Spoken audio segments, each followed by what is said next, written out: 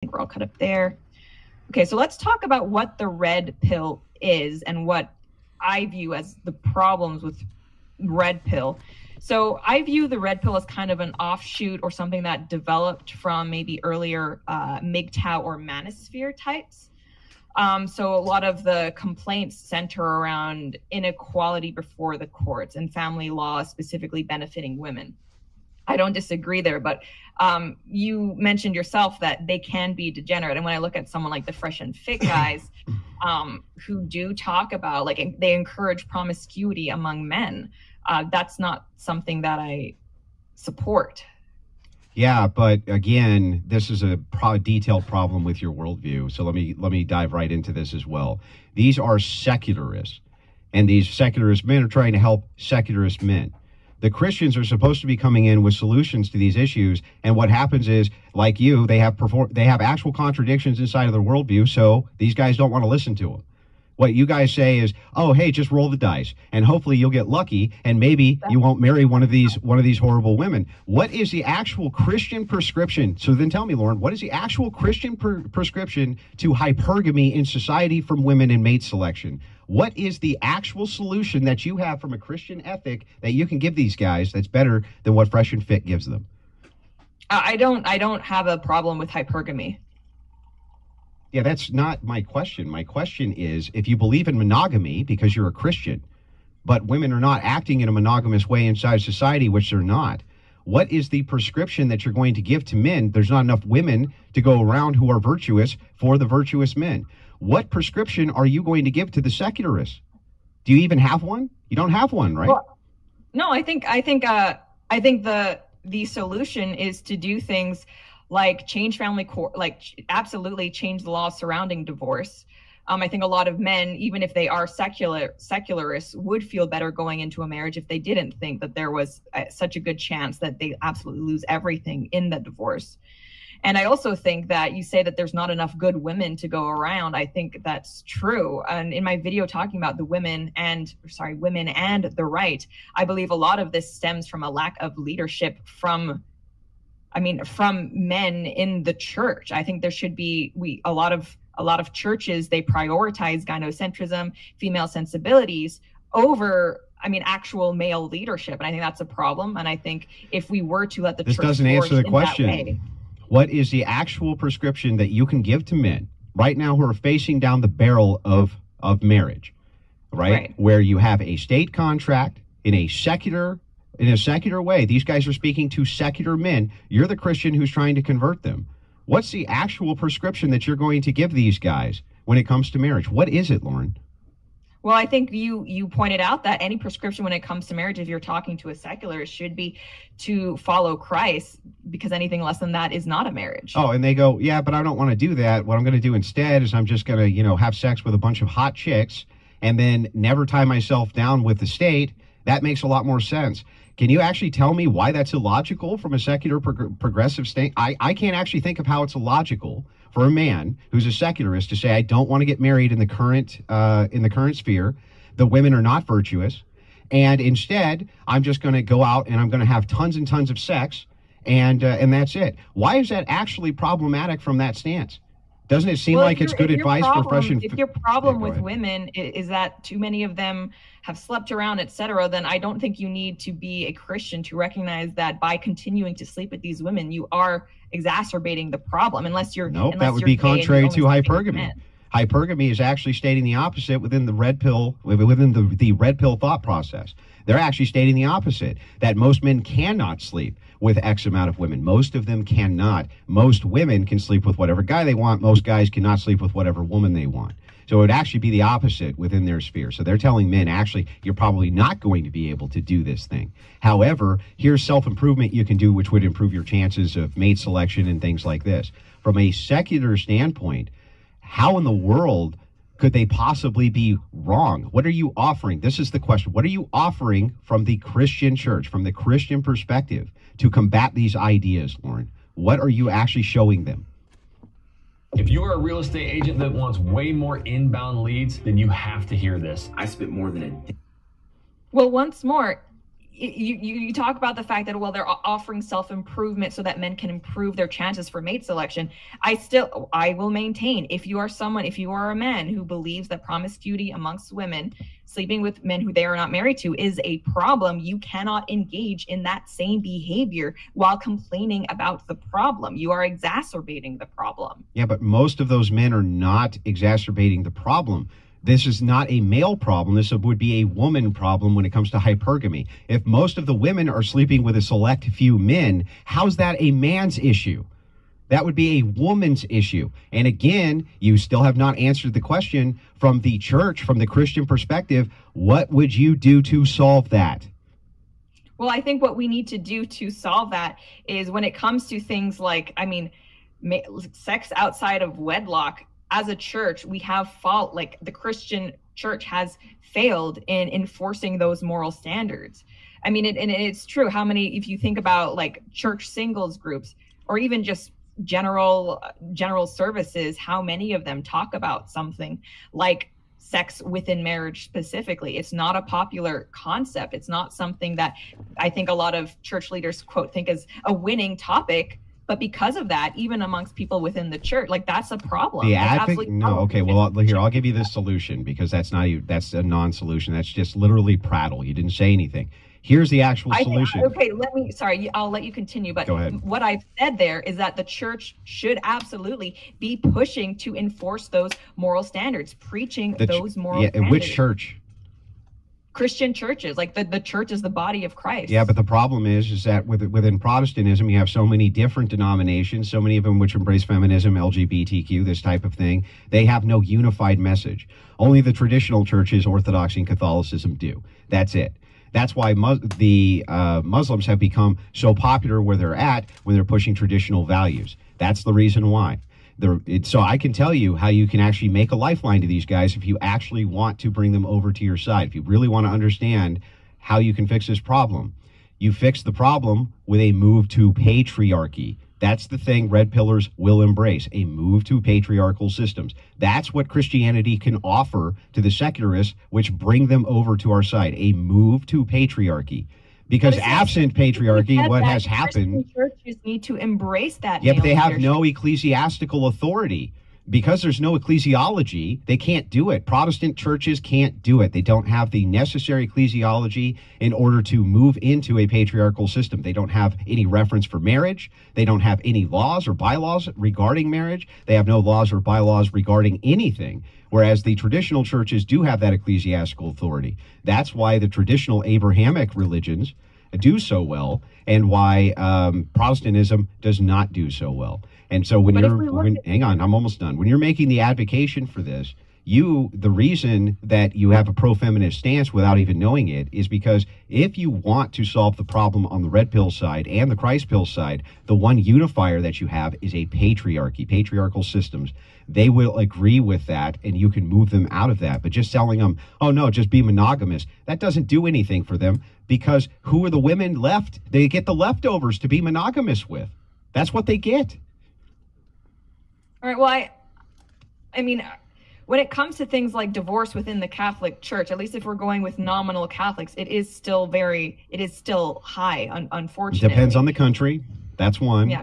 And there's influencers which happen inside of Western nations, especially due to feminism. In Orthodoxy, the rates are very, very, very low. Also, Orthodoxy offers the ecclesiastical authority and the requisite to get married outside of the state. It's not a requirement, because these are sacraments. These are messages which you can give to actual red pillars to move them over to Christ. What you can't tell them to do, though, is, hey, take the big risk and the big gamble, because Jesus would really like it if you did. That's insane messaging. That's not my position, by the way, to take the risk and the gamble, to just roll the dice. I absolutely don't think that's a good idea for men to do. And I think that there are definitely things that you can do that would reduce your likelihood of getting divorced. I don't think you should just roll the dice. Absolutely not. Well, then what is your prescription other than a move to patriarchy? I don't think a move to patriarchy is not part of that answer. Again, I said that even in regard to the church, but I also think that there are certain mate selections that you can do that do have a statistical likelihood at reducing your chances of divorce, right? Socioeconomic status of married couples has an outcome. It affects your likeliness of divorce. Yeah, but it also affects the outcome of you having children, because you have them later in life because of family planning.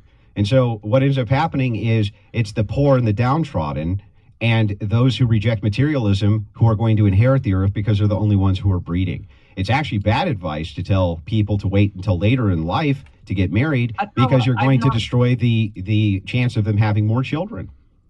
I'm not telling people to wait later in life to get married, but I think there's sometimes the willingness to believe that there is one likelihood of divorce, and that it's a roll of the dice no matter what the circumstances are, which is patently not true. And there's a big differential, even if you look at between different races, of the likelihood of divorce. The black divorce rate, I think, that's because different races embrace different types of ecclesiastical authority inside of their churches.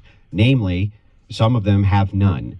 And that's why when the church effectively had some sort of body to it inside of black communities, you did not see these divorce rates nearly as high, because they had a more traditional foundation for what it was that they were going for. That's all destroyed.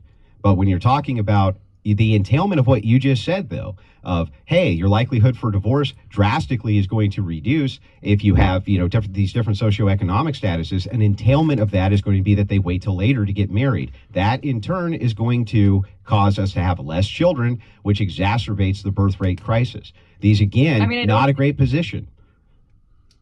So you've been injured in a recent car accident and you want to get a major check like this right here. Here's what you're going to do. Well, the thing is, when people look at the likelihood of divorce dropping, we're basically talking about IQ here, and bell curve talks about this. Your likelihood of getting divorced is greatly higher if your IQ is lower, and socioeconomic status is kind of like it represents that. And so, if you are a man, absolutely trying to find a woman who is not low IQ, therefore has better impulse control, it is going to reduce your likelihood of getting a divorce. Now, does that simultaneously mean that you have to wait until you're 30 to get married and maybe 35 to have kids? No, I think those are two different things. The high IQ people are not having children. Yeah, which is a problem, and I want them to have children. Yeah, but if you want them to have children, then you have to embrace patriarchy, because we want the smart mothers to stay at home and raise their children. We don't want them in the workforce literally frying their brains on behalf of their boss. We want the really high IQ women. We want the really high IQ women at home raising children to make the next generation of high IQ children. Otherwise, they're wasted. They're wasted in the marketplace. Move to patriarchy is the only answer to this. That's the only way that this can actually be done in a structured way. You can't incentivize them with money. There's no way to incentivize people with money to have children. The poorest among us are the ones who have the children now. So financial incentives are not going to work for this. I've long said the idea that the reason why women aren't having children is because of costs is ridiculous. And it's not just the poor in this country who have more children than the rich, but also if we look at a global scale, the places where there's the least economic development, they tend to have the most. It is absolutely a choice that people are making. Now, does that simultaneously mean that I don't think concerns over affordability are, we shouldn't talk about them? No, but I don't think that is the core issue of why that's a materialist position. It's a materialist position. You having a family should not have anything to do with materialism. It should have to do with the relationship and the sacrament between yourself and Jesus Christ, in the submission of your wife to your patriarchal authority and your ability to raise children, even in meager settings. Some of the best people come out of the worst poverty situations. It's not a bar for having a family. The messaging that can come from Christianity only can cross this threshold and Rubicon with the red pill if we have an embrace of patriarchy. That's it. It's the only way. I still haven't actually heard any descriptors of the red pill that you disagree with. What are they? Well, I told you it's the push for the promiscuity, because we also have an overlap with what seems to be the pickup artist mentality, where we have people like Fresh and Fit going on sugar baby sites, right, and sleeping with all of these women. Yeah, the push towards promiscuity is something which I push back on more than most, but that's not red pill. Just because you're a pickup artist, think of the red pill as a data packet. Inside of the data packet is a ton of information. You can utilize it how you see fit. Can you utilize it for the purposes of nefarious manipulation? Yes. Can you also utilize it for the purposes of help building men up and men's advocacy? Yes. You can't lay at the feet of the red pill, the fact that some pickup artists and some people push towards promiscuity. That's not a red pill ideology. Red pill is simply information. That's it. It's descriptive truths which are given out into the ethos, and you can do what you want with those descriptive truths. I've not actually ever heard, and I've been on Fresh and Fit, and I have tangled with Myron on this, and he has told me to my face, yes, it's degenerate behavior. Yes, promiscuity is bad. Yes, promiscuity should be rejected if we had a moral society. Andrew, what are Christians going to do to reach out in order to make sure we have a moral society again? In this case, when I ask you, right, you are telling the degens to get married, which is insane, right? That's not my prescription to have a more moral society, is to just get married. That's absolutely not it. It was it. I caught you in a contradiction on it already. That you're advocating as bad a sin as they are. What is the distinction between them saying go have sex unmarried with a bunch of people and you saying no, get married secularly, absent a sacrament? You're both advocating for the same exact thing, Lauren. It's not the same exact thing. Even if we just look at the consequentialist, and again, I think you're right actually. You're not a consequentialist. Secular you're marriage. A Christian. But if we look at the outcomes, you can't say that the outcome is the same where you're sleeping with one person for the rest of your life versus you're sleeping with all of these other people. That's actually not the same. It's not wait. In terms of the but it's still degeneracy on both sides. If they're getting married absent a sacrament, right, they're still degenerates. And if they're promiscuous, they're still degenerates. You're both advocating for degeneracy. You're both just doing it in different ways. And that's why guys like me exist to push back on these ideologies, because it's nuts. It's actually crazy. Well, I think, again, I will say you're right about the civil marriage thing, and I will thank you for elucidating that for me. That's totally fine. But I think even if we look at purely from a secular standpoint, with the acknowledgement that a civil marriage is not a sacramental marriage, and therefore is sinful, if we look at the outcomes of things like promiscuity involving multiple partners, then we have children being born out of wedlock. You still have them being born out of wedlock. Your prescription also would have children being born out of wedlock. Yeah, but to multiple baby mamas and things like that, which is objectively worse. Okay, so now you're consequentialist again. Now you're a consequentialist again. And if we look at the outcomes like poverty, things like abuse, there is a difference between a secular married couple versus just sleeping with a bunch of women. There's a difference. Okay. So just to get this right, I get it. You're advocating for degeneracy light. Got it. Like, does that I don't know how that makes it better that you advocate for degeneracy light instead of tons of degeneracy for that marriage in the first place, but I can still recognize that the outcomes are different, and one is measurably worse than the other. Yeah, but the outcomes, you're not a consequentialist. Christians don't follow consequentialism. While it's true we can look at outcomes, you're supposed to be following virtues and the teachings of Jesus Christ, not of what the consequences of your higher duties are. If you were a consequentialist and a Christian, that would be absent the Christian ethic and the Christian ethos, period. And it doesn't even follow with the logos. None of this follows, Lauren. None of it follows. But so you're saying that these red pill men are secular, therefore we have to speak to them in terms of a secular language, what the pros and the cons are. There is still a secular argument to be made for why you should not be sleeping with a bunch of women like one night stands and pickup artist style. There's still a secular argument to be made you can for make society that, why that is worse. You can make that secular argument, but here's the thing. It's not enough to destroy their worldview if you can't offer them one that's better. And what they hear is hypocrisy, and what they hear is nonsense. What they hear is you saying, hey, the best thing that you can do is get married, in spite of the fact that my values say that you're not even really married. That these are insane positions which are put together in order to attack the red pill who's just trying to give descriptive truths. I'm not saying that their prescriptions are great. That's where you get into some of the pickup artist stuff. Most of them don't make prescriptions, though. Rollo calls it a praxeology. It's not, but he calls it a praxeology. These different people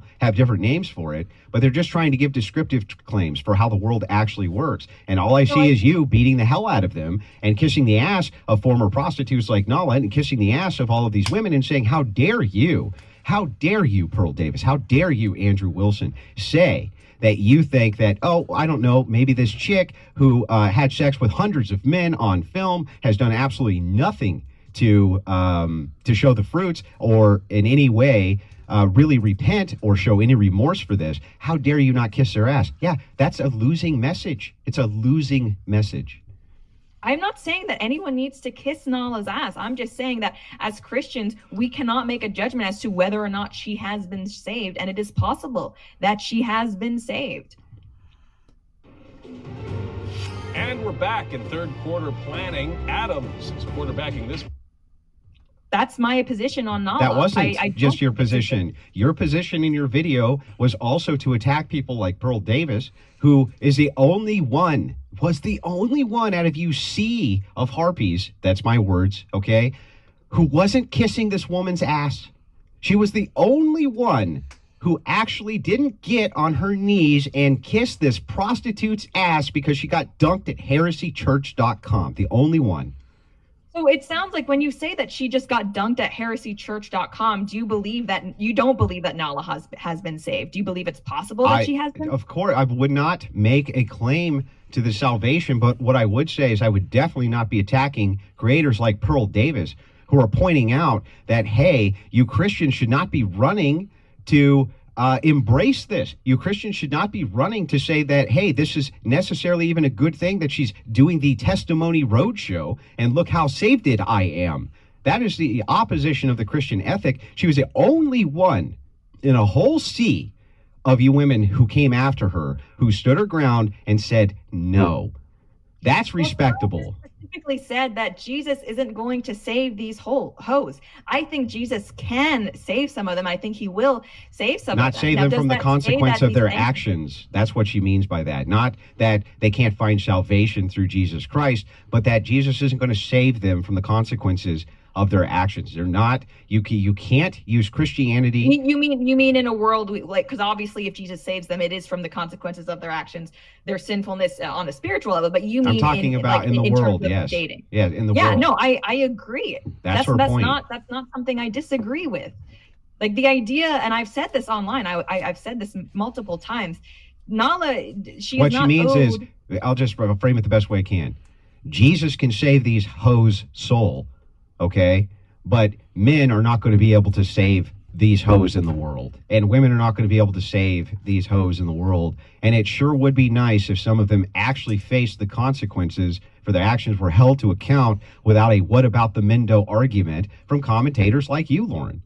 What do you mean, what about the Mendo? Because what about the Mendo? Every time that we get into these discussions, and we even in this discussion / debate that we're having right now, almost every single time we bring up the female promiscuity issue, you bring it right back to men. You call the men the homemakers. You call the men the people who are responsible. You did. You said the red pillars are exacerbating the same issue they rage against.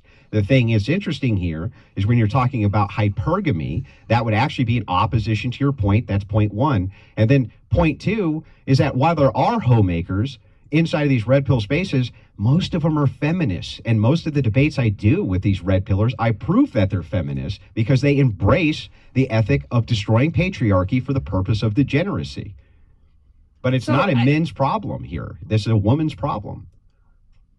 I very much, I disagree that I don't think that the problem is also amongst women and the women's promiscuity. I've done who knows how many videos at this point talking about promiscuity specifically amongst women, including women who do OnlyFans. I very much believe that this is, I mean, women are the gatekeepers of sex historically. So that's a red pill talking point. Yeah, it's a correct talking point. All of the descriptors are mostly correct. I still haven't actually heard what you've done is conflated red pill with pickup artists. I haven't actually heard a single criticism of the red pill. So you seem to, when we talk about even like feminists or red pill, you're like, this is specifically what the, like, I guess what the most basic belief structure that each one of them holds. Therefore, anything absent that, that's not really feminism. That's not really red pill. No, I'm not giving you a no true Scotsman fallacy. I can explain. That's, you're trying to move into a no true Scotsman fallacy, and that's not what I'm saying. No. That's not what I'm doing.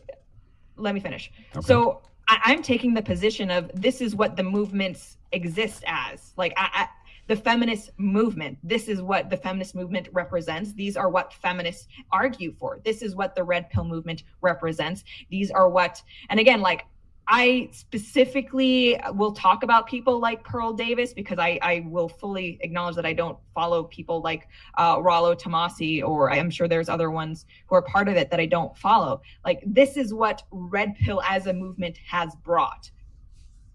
What has it brought? Well, I think if we're talking about the Red Pill movement, there's absolutely the idea and that male promiscuity should be excused or is not as bad as female promiscuity. And what is your evidence for this? This is something, well, I'm talking specifically about people like Pearl Davis, like Myron. No, Pearl Davis nor Myron say this. Here's what they say. They give a descriptor. This is the problem, right? You don't know what you're talking about on these issues. The descriptor, I'm going to tell you the descriptor. That it's not the same when it's not, and here's why. The descriptor here is true. Here's the descriptor. The descriptor is that promiscuity in society is not punished by women towards men because of hypergamy. However, it is punished by men towards women, meaning the value set due to our ontology, which is different, right? Women seem to not be as upset by male promiscuity as men get by female promiscuity. This is objectively true. We have all of the data you could possibly imagine proving that this is true. Women seem to not care so much. Now, this could have something to do with the penetrative act, because if you look at homosexuality, for instance, both sides seem to be they have a disgust reaction to this. It could be due to the penetrative nature. I'm not exactly sure why this exists as a descriptive truth, but it is descriptively true. That is their point. Their point is not whether or not this behavior is good for men. Most red pillars say that promiscuity for men is not a good thing, in fact. But that doesn't mean that the descriptive truth that is viewed differently between the sexes isn't true, because it is. It most definitely is. This is why I stopped shopping on Amazon, and you should too. Don't spend another dime on Amazon. But then, so here's you come along and say Pearl actually means XYZ. Let me explain it. This is not what Pearl is saying when she is online, when she is tweeting out. This is a very different thing. And this is where I think Pearl shoots herself in the foot a lot, because I don't know if she's engagement farming to try to like say things in the most provocative way possible. But she does not say that men and women, or she does not just say that, oh, cheating is viewed differently from men as it is women, therefore whatever. She will actually say that it's not a big deal if a man cheats. Like, no. just that what happens, and Pearl also clarified this, and I even have the tweets of her clarifying this. She's clarified it a million times. But what happens is, because you have a character limitation, what people do, and it's a leftist game, they take what is said out of context, they portray that as a position of Pearl Davis, even though she's clarified it 100 times. That promiscuity for men is not good. However, it is more understandable in society because they're not punished for it by women the same way women are punished for it by men. This operates under incentives. That's showing you an incentive difference. But I think she's also, I mean, she's leading her audience down the wrong path, because you'll have men like Matt Walsh and Michael Knowles who argue for marriage very strongly. Yeah, that's right. They argue for secular marriage and have the same contradiction you do, which is why the red pill doesn't take them seriously. Can I finish? Yeah, go ahead. She'll look at someone like Matt Walsh and Michael Knowles and say, like, well, your marriages aren't representative because you are the X%, so you can't translate your experience universally toward men. It's like, okay, but simultaneously she will just say it's not as big of a deal for men to cheat. If you look at a lot of women in their relationships with their husbands, with their boyfriends, they will absolutely think that is a big deal if they cheat. Now, if you're saying like, oh, well, the top 1%, their wives who might be trophy wives are not going to think it as big of a deal. They're going to turn the other cheek. Well, Pearl is doing the exact same thing that she accuses Matt Walsh and Michael Knowles of doing, trying to apply like the standards for the top 0.1% to the average male in the dating pool or in the marriage pool. This is insane. This is insane framing, because you want to point out hypocrisy where it doesn't exist. Matt Walsh and the TradCons suffer from the exact same contradiction that you do, which is to give a green light to secularists to get married, which is degenerate in and of its own nature, is a degenerate, non-sacramental act. It is not a Catholic act. It is not an Orthodox act for secularists to engage in this kind of degeneracy in society and then wrap it up in a bow with a state contract. That's insanity.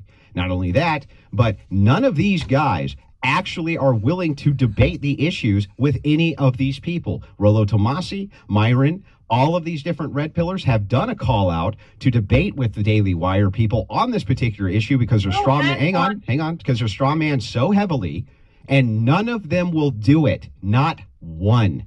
So that tells me, right, at least you could, like, I have some respect for you, at least, Lauren, because you showed up to do the debate. I mean, kudos to you. Great. At least we had it. These guys won't even show up to a debate. We had it all set up with Myron Gaines. We had it all set up on whatever. We've had it set up a dozen times to take these guys to task on their absurd criticisms of what is considered the red pill, and they refuse to even show up. Instead, they go into a smoke-filled cigar room and film each other kissing each other's asses and talking about how great it is that they want secular people to get married. Oh, wow, we've really won the culture war now, Lauren.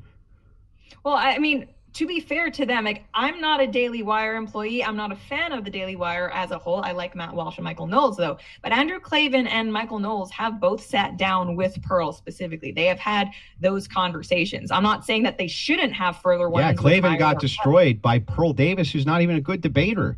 Yeah, I can't even tell you how badly it would go for the Daily Wire guys to have guys like me who I'm not even a red pillar. I just don't straw man their position. Same thing, Rollo Tomasi, Myron Gaines, all of these guys, they would absolutely obliterate them, and that's why they hide, because they don't have prescriptions to these problems. And that's a big problem if you're out there advocating for Christianity, and what ends up happening is we all look stupid, we get pummeled, these guys in their spaces laugh at us, and I don't blame them. Do you think that there exists a way for, I guess, there are secular adjustments to marriage that the red pill community would look at and think, you know, you're right, this does change my view of marriage and whether I should get married? Repeat the question. I want to make sure I get it correct.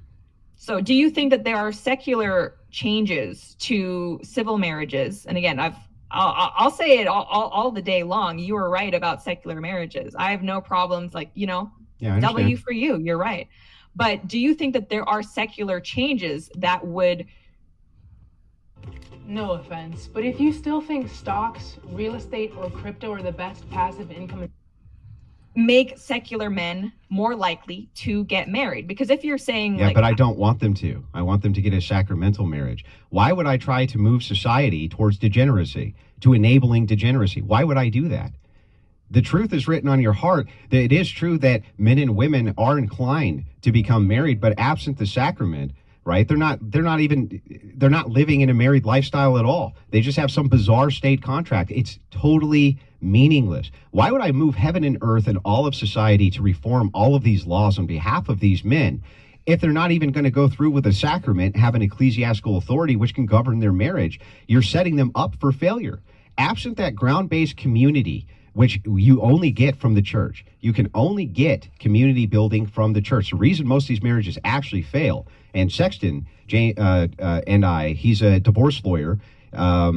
He's very popular all over the internet. Great guy. We've gone rounds and rounds about this. But one of the big keys, and if you read his book, you'll find this out, absent the groundswell community, there's nothing which keeps these marriages together. There's no shame. There's nothing to appeal to. It's just you and her, and that's it. And all the degeneracy of the world. Why would I move heaven and earth and try to do everything that I could to promote that? I don't want to promote that. I want to move these people out of that and into sacramental marriage so that hopefully, well, not even hopefully, they will, based on what you and I have already discussed, which is that the more religious you are, the less likely you are to get divorced. That's going to require sacramental marriage. That's the way forward, but that requires patriarchy. I'm not going to move laws around and advocate to move these laws around so that secularists can engage in more degeneracy. That's insane. Okay. And again, the civil marriage thing, I think you're right there. That's something that you've kind of blown my mind on. I don't have a problem admitting that. I think from the Daily Wire perspective, they view it as pragmatically easier to encourage people who are secular to get married, have children within that state wedlock. Great. Than it is to convert them. And yeah, I think, we could say abortion is more pragmatic because you can get rid of the undesirables in society too if you wanted to. We're not interested as Christians in pragmatic solutions. We're interested as Christians in sacramental solutions and bringing people into the Church of Jesus Christ, the body of Jesus Christ. In order to do that, we need to have a message which can compete with the common sense messaging of the red pill, and they ain't got it. And that's why they get destroyed. And that's why guys like me, the few of us which exist, can go out there and completely dismember both sides of the argument, because we actually understand what the arguments are. These are not evil men. They're trying to get by inside of this completely degenerate world. They're looking for a solution like this. Myron would be the first to engage in ecclesiastical authority when it came to marriage and recommend that men go that route. And they know that they're immoral, absent Jesus Christ and God. But if you can't offer them a superior message, the red pill is going to beat the holy tar out of you, and that's exactly what they're doing.